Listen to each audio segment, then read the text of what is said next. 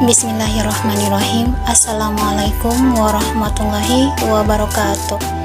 Nah, perkenalkan, nama saya Mirna Lamisran, program studi pendidikan fisika, Fakultas Keguruan dan Ilmu Pendidikan Universitas Hairun Ternate. Nah, pada pembelajaran kali ini saya akan menjelaskan terkait dengan redoks dan elektrokimia. Masuk pada pengertian reaksi redoks. Nah, di sini reaksi redoks itu terdapat 3 pengertian, yaitu reaksi kimia di mana terjadi perubahan bilangan oksidasi. Pada pengertian ini masuk pada pengertian lebih luas yang diketahui oleh orang-orang. Yang kedua yaitu reaksi kimia di mana terjadi transfer elektron. Yang ketiga yaitu reaksi kimia di mana terjadi pengikatan pelepasan oksigen. Nah, pada pengertian ini masuk pada pengertian lama. Selanjutnya, bilangan oksidasi. Bilangan oksidasi adalah muatan suatu atom unsur yang suatu molekul atau senyawa yang ditentukan karena perbedaan harga elektronegativitas. Nah, penentuan bilangan oksidasi. Di sini penentuan bilangan oksidasi itu terbagi atas 6 bagian, yaitu yang pertama, bilangan oksidasi setiap atom dalam unsur bebas adalah bilangan 0. Misalnya unsur Cl sama dengan 0 dan B sama dengan 0. Yang kedua, bilangan oksidasi ion suatu atom sama dengan muatan ion tersebut. Contoh yaitu A, Na+, biloks Na adalah -1. Mengapa demikian? Karena pada rumus kimianya Na itu terdapat plus di atas, jadi biloks Na itu adalah +1. Begitu pula pada Fe3+, biloks Fe adalah +3. Nah, yang ketiga, pada suatu senyawa atau ion, umumnya biloks atom untuk A golongan 1A adalah +1, B golongan E6A adalah -1. Yang keempat, bilangan oksidasi H dalam senyawa adalah +1, kecuali pada senyawa hidrida NaH, LiH, CaH2, bilangan oksidasi H sama dengan -1. Yang kelima, bilangan oksidasi O dalam senyawa adalah -2, kecuali pada senyawa peroksida seperti H2O2, bilangan oksidasi O adalah -1, dan pada senyawa superoksida seperti KO2, RbO2, bilangan O adalah -1/2. Sementara untuk senyawa OF2, biloks O adalah +2. Nah, yang keenam yaitu jumlah total biloks atau dalam suatu senyawa adalah 0, dan jumlah total biloks untuk senyawa bermuatan adalah besarnya sama dengan muatannya. Nah, pada penjelasan ini dapat diberikan contoh yaitu A, H2SO4, total biloks sama dengan 0. Mengapa demikian? Karena pada rumus kimia H2SO4 muatannya itu tidak ada sama sekali, atau biloks atom langsung senyawa adalah 0. Yang B yaitu CO3 2-, total biloks sama dengan -2. Mengapa demikian? Karena pada muatannya itu terdapat 2-, sehingga total biloksnya sama dengan -2. Nah, masuk pada latihan soal. Tentukan bilangan oksidasi dari unsur-unsur berikut. Yang pertama, S dalam senyawa H2SO4-. Yang kedua, Mn dalam senyawa KMnO4. Yang ketiga, Cr dalam senyawa Cr2O7 2-. Pembahasan. S dalam senyawa HSO4-. Dapat menggunakan persamaan yaitu BOH tambah BOS ditambah 4BO, O sama dengan -1. Nah, mengapa O sama dengan -1? Karena pada HSO4 terdapat muatan minus di atasnya, sehingga ditulis O sama dengan -1. Nah, selanjutnya berubah menjadi 1. Mengapa demikian? Karena dalam senyawa hidrogen itu merupakan +1 ditambah BOS ditambah 4. 4 dapat dari mana? Karena O memiliki muatan 4 muatan dikali -2. Mengapa -2? Karena O dalam senyawa itu merupakan -2 sama dengan -1. Nah, selanjutnya BOS -7. Nah, di situ mengapa mendapatkan -7? Karena dikali dulu 4 dikali -2 sama dengan -8 ditambah 1. Nah, 1 ditambah -8 itu sama dengan -7, sama dengan -1. Nah, BOS sama dengan plus 6. Mengapa demikian? Nanti kan kalau seandainya minus 7 itu dipindahkan ke ruas kanan, itu minus 1 ditambah 7, karena inverse dari pengurangan sama dengan penjumlahan, sehingga 1 ditambah 7 sama dengan plus 6. Yang kedua, Mn dalam senyawa KMnO4. Masukkan persamaan BOK ditambah BOMn ditambah 4 dikali BO sama dengan 0. Nah, tadi saya lupa jelaskan kalau BO itu merupakan bilangan oksidasi. Mengapa O-nya sama dengan 0? Karena dalam rumus kimia KMnO4 itu tidak menghasilkan muatan apapun di atasnya. Nah, selanjutnya kita masukkan bilangan oksidasi K itu sama dengan 1 dalam unsur senyawa. Kalau Mn belum diketahui karena Mn ini merupakan rumus kimia yang ditanya. Sementara 4. Nah, 4 ini dapat dari mana? 4 ini merupakan jumlah muatan dari oksigen pada rumus kimia KMnO4. Nah, dikali minus 2. Mengapa dikali minus 2? Karena dalam unsur senyawa itu bilangan oksidasi memiliki muatan minus 2 sama dengan 0. Nah, selanjutnya BOMn, bilangan oksidasi Mn minus 7. Nah, minus 7 dapat dari mana? Sama dengan seperti yang di atas tadi, yaitu dikali dulu 4 dikali minus 2 sama dengan minus 8. Selanjutnya 1 ditambah minus 8 menghasilkan minus 7 sama dengan 0. Nah, bilangan oksidasi Mn sama dengan plus 7. Mengapa demikian? Karena di sisi atau ruas kiri minus 7 itu kan dia minus. Nah, dipindahkan ke ruas kanan menghasilkan plus, sehingga bilangan oksidasi Mn sama dengan plus 7. Selanjutnya yaitu Cr dalam senyawa Cr2O7 2 minus. Nah, 2 itu dapat dari mana? Karena dari muatan Cr. Cr itu yang memiliki 2 muatan. Nah, bilangan oksidasi Cr ditambah 7 dikali bilangan oksidasi O. Nah, O sama dengan minus 2. Minus 2 ini dari mana? Karena dari tadi, sama seperti di atas, dalam rumus kimia CrO7 2 minus itu terdapat muatan 2 minus, sehingga ditulis 2 BOCr ditambah 7 kali bilangan oksidasi O sama dengan minus 2. 2 diturunkan, 2 dikali bilangan oksidasi Cr belum diketahui tadi, ditambah 7 dikali minus 2. Nah, minus 2 dapat dari mana? Sama seperti yang tadi, yaitu minus 2 itu dapat dari rumus senyawa oksigen, yaitu minus 2 sama dengan minus 2. Nah, selanjutnya 2 kali BO, bilangan oksidasi Cr ini turun, minus 14 dapat dari mana? Yaitu dapat dari 7 dikali minus 2 sama dengan minus 14 sama dengan minus 2. Nah, selanjutnya 2 dikali BOCr sama dengan plus 12. Nah, plus 12 ini dapat dari mana? Dari minus 14 itu dipindahkan ke ruas kanan menghasilkan plus 14, sehingga minus 2 ditambah 14 itu menghasilkan plus 12. Nah, sehingga di sini kita bisa menghasilkan bilangan oksidasi dari Cr itu sama dengan plus 6. Nah, plus 6 itu dapat dari mana? Yaitu dapat dari 12 dibagi 2. Karena di sisi kiri 2 tadi itu merupakan perkalian, sehingga dipindahkan ke ruas kanan itu menghasilkan pembagian. Karena sebelum kita ketahui, yaitu inverse dari perkalian itu merupakan pembagian apabila dipindahkan ke ruas kiri maupun kanan.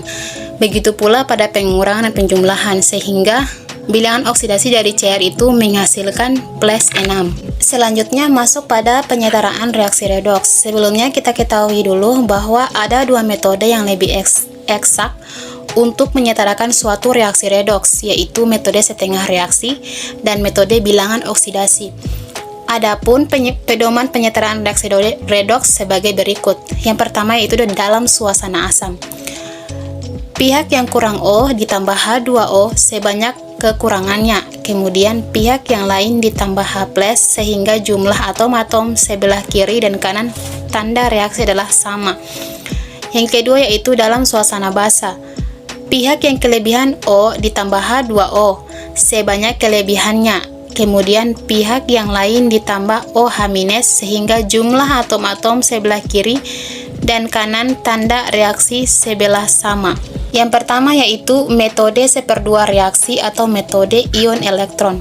Nah, langkah-langkah penyetaraan reaksi model 1/2 reaksi. Yang pertama, cara reaksi paro-oksidasi dan reaksi paro-reduksi. Reaksi akan lebih mudah jika kita tulis dalam bentuk ion yang mengalami perubahan bilangan oksidasi saja. B. Setarakan O maupun H menggunakan prinsip di atas, baik dalam suasana asam maupun basa. C. Samakan muatan dengan menambahkan elektron masing-masing setengah reaksi redoks. D. Samakan jumlah elektron di sebelah kiri dan kanan tanda reaksi. Jumlah elektron merupakan kelipatan terkecil dari elektron di kiri dan kanan tanda reaksi. Nah, masuk pada latihan yaitu setarakan persamaan reaksi di bawah ini dengan menggunakan metode 1/2 reaksi. Dengan rumus kimia SN ditambah HNO3 menghasilkan SNO2 ditambah NO2 tambah H2O. Penyelesaian. Nah, sebelumnya yaitu kita pisahkan reaksi paro-oksidasi dan reduksi. Nah, dari SN menghasilkan SNO2. Kiri kurang 2 oksigen. Mengapa demikian? Karena kita dapat lihat sebelum dia menghasilkan reaksi itu, SN itu mengurangi atau kurang 2 oksigen, sementara di sebelah kanannya itu oksigennya itu menghasilkan 2 oksigen. Nah, selanjutnya itu reduksi NO3 menghasilkan NO2, kanan kurang 1 oksigen. Nah, mengapa demikian?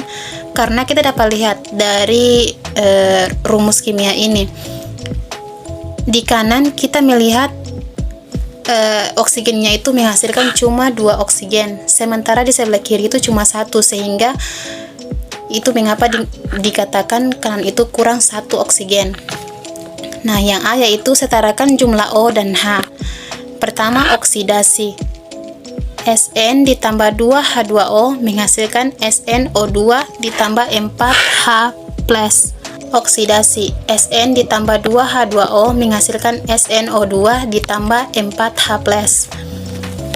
Nah, dari reaksi ini tentu teman-teman sudah lihat ya, kalau rumus kimia itu sudah setara. Mengapa demikian? Kita dapat lihat kalau di sebelah kiri SN itu 1 SN saja, sementara di sebelah kanan juga 1, sehingga setara. Kalau dalam H kita dapat lihat di sebelah kanan itu terdapat 4H. Nah, di sebelah kiri juga terdapat 2H2. Kalau dikalikan 2 kali 2 menghasilkan 4. Nah, setara juga kan. Sementara kalau oksigen di sebelah kiri menghasilkan 2, di sebelah kanan juga menghasilkan 2. Dapat kita lihat kalau oksigen itu terdapat 2 muatan, yaitu O2. Nah, begitu pula dengan reduksi NO3- ditambah 2H+ menghasilkan NO2 ditambah H2O. Nah, teman-teman dapat lihat kalau dalam reaksi ini reaksinya itu sudah setara. Nah, di situ kan terdapat NO3-. Nah, kalau NO3- ini dikurang 3 dikurang 1 menghasilkan 2. 1 pada muatan NO. Di sebelah kanan kan ada 1, jadi 3 dikurang 1 menghasilkan 2. Sehingga dari persamaan reaksi itu dapat setara. Di sebelah kirinya 2, di sebelah kanan juga 2. Begitu pula dengan H2O. Ditambah 1 elektron. C. Samakan jumlah elektron di kiri dan kanan. Oksidasi SN ditambah H2O plus 4 elektron menghasilkan SNO2 tambah 4H+ dikali 1. Selanjutnya reduksi NO3- ditambah 2H+ menghasilkan NO2 ditambah H2O ditambah 1 elektron dikali 4. Nah, sehingga dari kedua muatan oksidasi dan reduksi itu mengapa dikali 1 sama dan dikali 4. Nah, karena pada oksidasi itu terdapat 4 elektron, sehingga 4 elektron itu dikali ke reduksi dan 1 elektron itu ke oksidasi, sehingga hasil yang diperoleh itu oksidasi, yaitu tetap karena dikali 1 Sn ditambah H2O ditambah 4 elektron menghasilkan SnO2 ditambah 4H+.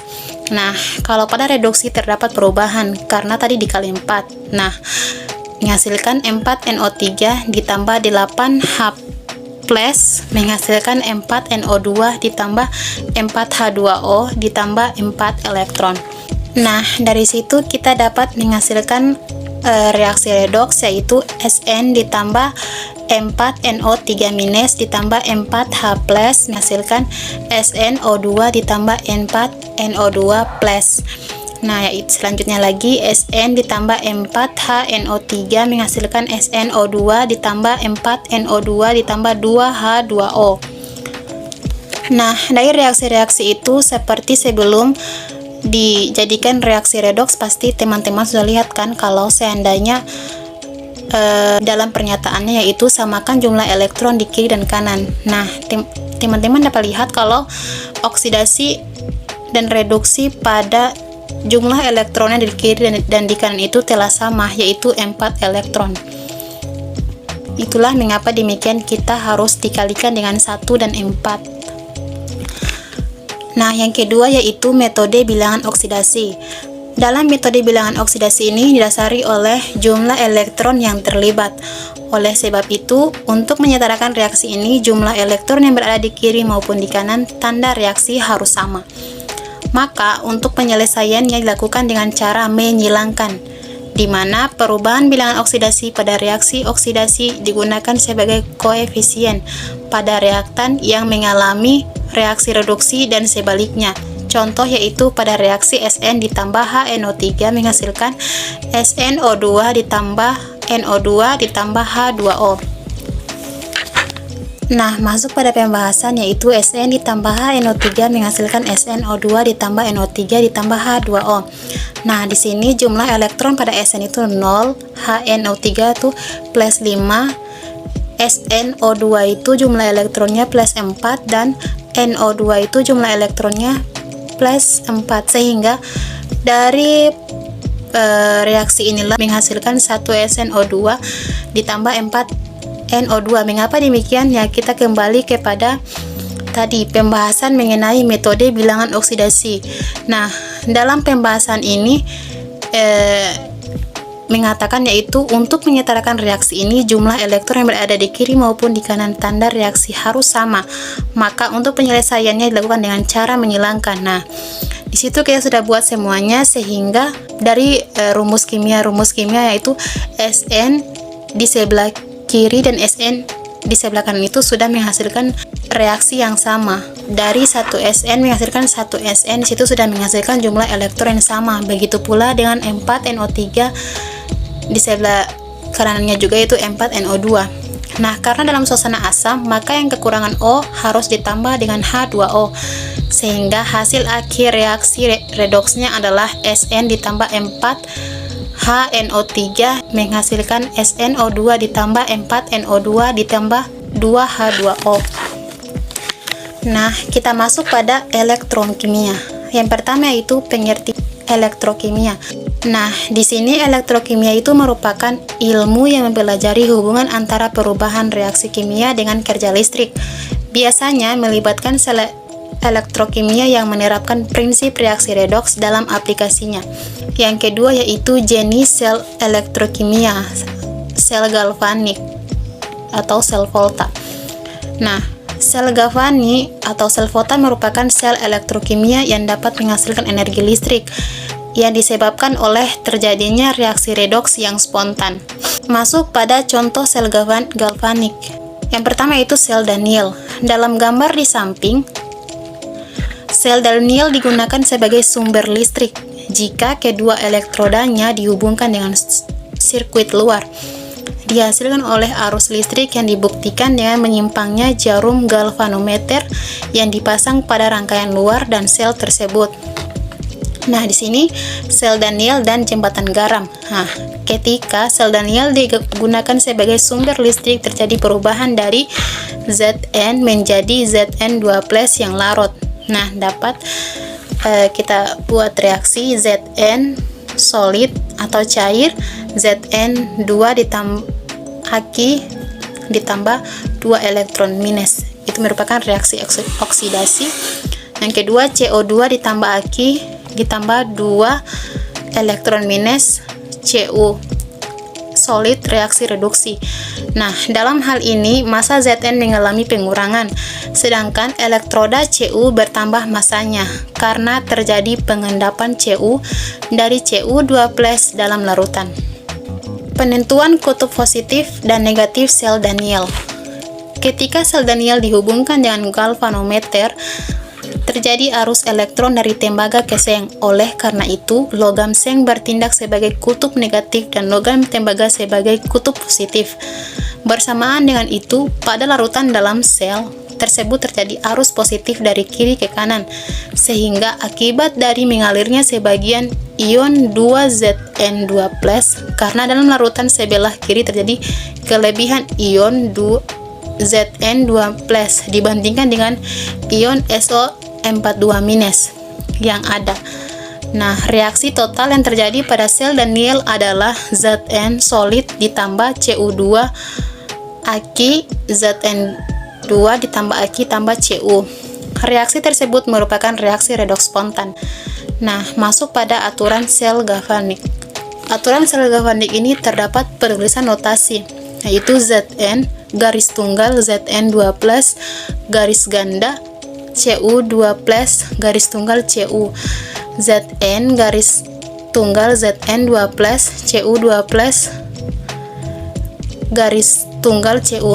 Nah, dari garis-garis itu dapat dijelaskan kalau garis tunggal itu menyatakan perbedaan fasa dari reaksi-reaksi itu, sementara garis ganda menyatakan perbedaan elektroda, dan garis putus-putus menyatakan adanya jembatan garam pada sel elektrokimia. Nah, jembatan garam diperlukan bila larutan pada anoda dan katoda dapat saling bereaksi. Nah, itu merupakan tadi fungsi dari jembatan garam itu. Nah, deret volta. Dari gambar ini kita dapat jelaskan kalau makin ke kanan mudah direduksi sukar dioksidasi. Nah, dan kalau makin ke kiri mudah dioksidasi sukar direduksi. Masuk pada macam-macam sel volta. Yang pertama yaitu sel Kering atau sel Leclanché. Katoda, karbon anoda, Zn. Yang kedua itu elektrolit, campuran berupa pasta yaitu MnO2 ditambah N4Cl ditambah sedikit air. Nah, yang kedua yaitu sel Aq. Yang pertama katoda, PbO2, anoda, Pb. Yang kedua elektrolit, larutan H2SO4. Selanjutnya yang ketiga sel bahan bakar, elektroda Ni. Yang kedua elektrolit, larutan KOH. Yang ketiga bahan bakar H2 dan O2. Yang keempat baterai Ni atau CD. Yang pertama katoda NiO2 dengan sedikit air, yang itu, dan anoda C2, anoda CD. Nah, di sini ada juga jenis sel elektrokimia atau sel elektrolisis. Nah, sel elektrokimia yang menghasilkan redoks dan energi listrik itu terbagi atas dua, yaitu katoda itu merupakan minus dan anoda itu plus. Nah, reaksi-reaksi sel elektrolisis itu yang pertama reaksi pada katoda. Ion positif akan mengalami reduksi kecuali kation plus yang berasal dari logam golongan 1A, golongan 2A, dan Mn. Dalam larutan air tidak mengalami reduksi, yang mengalami reduksi adalah H2O. Reaksinya yaitu 2H2O ditambah 2 elektron menghasilkan H2, 2OH-. Ion logam golongan 1A, golongan 2A, dan golongan A1 dan Mn berbentuk lelehan atau leburan akan mengalami reduksi. Yang kedua yaitu pada reaksi anoda. Ion negatif akan mengalami oksidasi jika elektrodanya non-aktif, Pt dan C. Ion negatif yang mengandung O, SO4, 2-, Mn, O4-, NO3- dan lain-lain tidak mengalami oksidasi. Yang mengalami oksidasi adalah H2O. Reaksi 2H2O menghasilkan 4HO2 4 elektron. Jika elektroda anoda merupakan logam aktif, selain PT dan C yang mengalami oksidasi adalah elektroda tersebut. Yang ketiga yaitu elektroda. Elektroda dalam sel elektrokimia dapat disebut sebagai anoda atau katoda. Nah, di sini kita dapat mengambil pengertian dari anoda merupakan elektroda di mana elektron datang dari sel elektrokimia sehingga oksidasi terjadi. Dan pengertian dari katoda merupakan elektroda di mana elektron memasuki sel elektrokimia sehingga reduksi terjadi. Nah, setiap elektroda dapat menjadi sebuah anoda atau katoda tergantung dari tegangan listrik yang diberikan ke sel elektrokimia tersebut.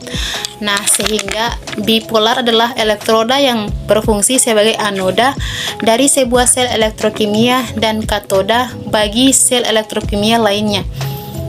Nah, elektroda kita dapat buat dalam bentuk peta konsep, yaitu yang pertama elektroda inert dan kedua elektroda acuan laboratorium.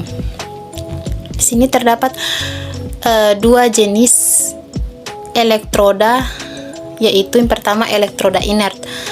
Elektroda inert yaitu elektroda yang tidak ikut bereaksi dalam reaksi kimia yang terjadi. Contoh elektroda inert platina. Sebuah sel dari sistem Fe3+ tambah E Fe2+. PT IFe3+ XM tambah Fe2 ditambah Ym2 Ce4+ Am ditambah Ce3 ditambah Bm1 PT. Nah, yang kedua yaitu elektroda acuan laboratorium, elektroda kalomel. Reaksi Hg adalah dalam keadaan kontak dengan reaksi I klorida HgCl2. Kalomel dicelupkan ke dalam larutan KCl 0,1 molar atau KCl jenuh jika diset dengan elektroda hidrogen standar. Nah, PTH2 1 bar H+ garis tunggal Cl minus garis tunggal Hg2 Cl2s garis tunggal Hg. Reaksi elektroda. Nah, reaksi di katoda Se/2 H2 H+ ditambah E minus. Reaksi di anoda Se/2 Hg2 Cl2 ditambah E Hg tambah Cl2. Reaksi keseluruhan yaitu Se/2 H2 ditambah Se/2 Hg2 Cl2s H+ tambah Cl minus ditambah Hg. EMF pada keadaan standar 0,377 volt. E sama dengan 0,377 volt jika digunakan KCl jenuh pada 25 derajat Celcius memberikan E sama dengan 0,2412 volt. Nah, yang keempat yaitu potensial elektroda. Potensial elektroda merupakan ukuran terhadap besarnya kecenderungan suatu unsur untuk melepaskan atau mempertahankan elektron. Nah, potensial elektroda itu tergantung pada jenis elektroda, suhu, dan konsentrasi ionnya. Nah, di sini maksud pada menghitung potensial elektroda sel. Nah, menghitung potensial elektroda sel itu kita dapat menggunakan persamaan seperti yang telah dicantumkan dalam PPT saya, yaitu E derajat sel sama dengan E derajat red kurang E derajat ox. E sel sama dengan E derajat sel ditambah RT per NV NF INC. E sel sama dengan E derajat sel kurang 0,059 per N log C pada T sama dengan 25 derajat Celcius. Nah, di sini dapat diberikan catatan bahwa E derajat itu persentase reduksi, standar volt, R tetapan gas, T suhu mutlak, N jumlah elektron, F merupakan 96.500 kolom itu nilai ketetapannya, C bentuk oksidasi atau bentuk reduksi. Kiranya itu saja yang dapat saya sampaikan. Akhir kata saya ucapkan wabillahi taufik wal hidayah. Wassalamualaikum warahmatullahi wabarakatuh.